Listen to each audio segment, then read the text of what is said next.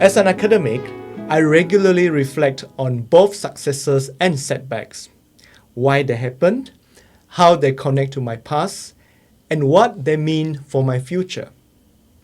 It can upset me, but it can also cheer me up. When I was a student in an engineering degree course, I didn't reflect much. I began doing so in my academic career. Now I guide my students to start early as a reflective practitioner.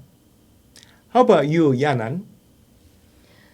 As the great Chinese philosopher Confucius once said, I reflect on my deeds 3 times a day. In Chinese, that's 吾日三省吾身. I couldn't agree more. Honestly, I frequently reflect on my words and actions in my daily life to improve myself. After becoming a teacher, I've kept reflecting on my ways of teaching, assessing, and more. I find it quite conducive. And I sometimes ask students to reflect after a certain study period.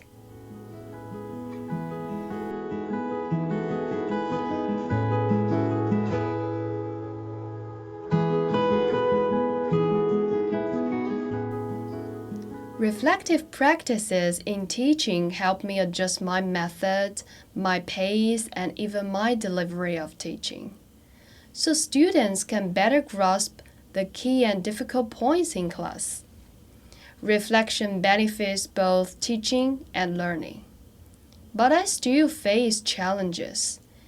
Even after reflecting, I'm sometimes unsure whether the changes I've made are more effective or acceptable to students.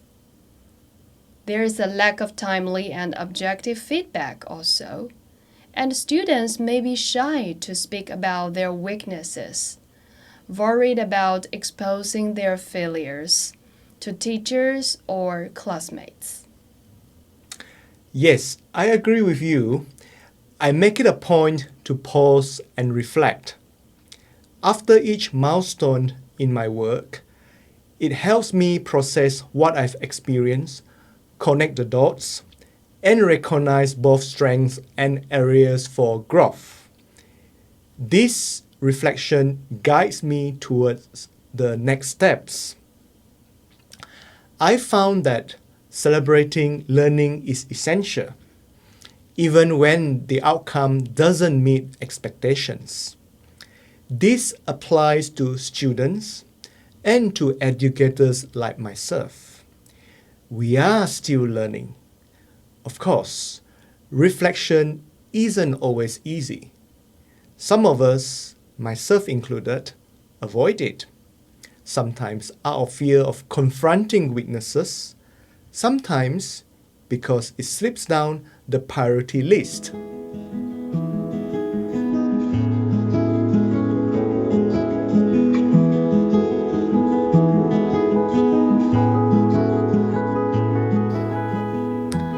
For me, reflective practice becomes truly meaningful when it is grounded in purpose and value.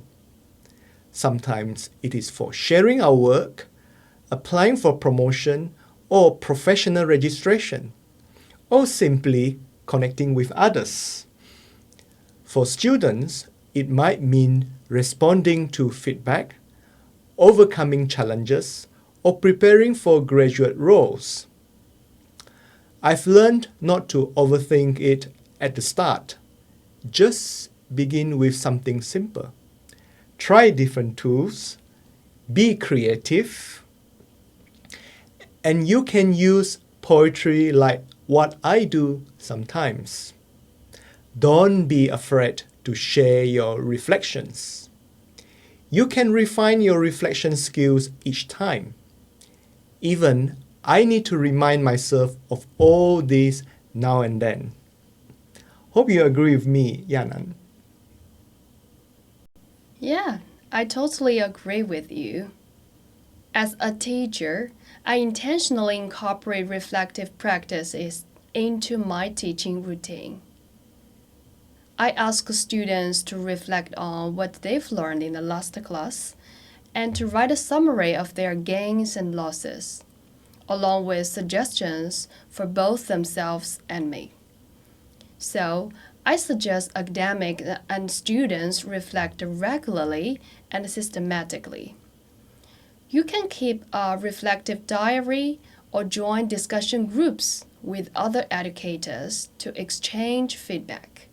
Seek feedback, not just the self-feedback. And your diary doesn't always need to be lengthy. Brief moments of critical thinking can lead to valuable insights.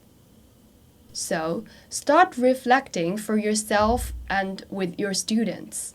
Begin small, stay consistent, and make it part of your everyday practice.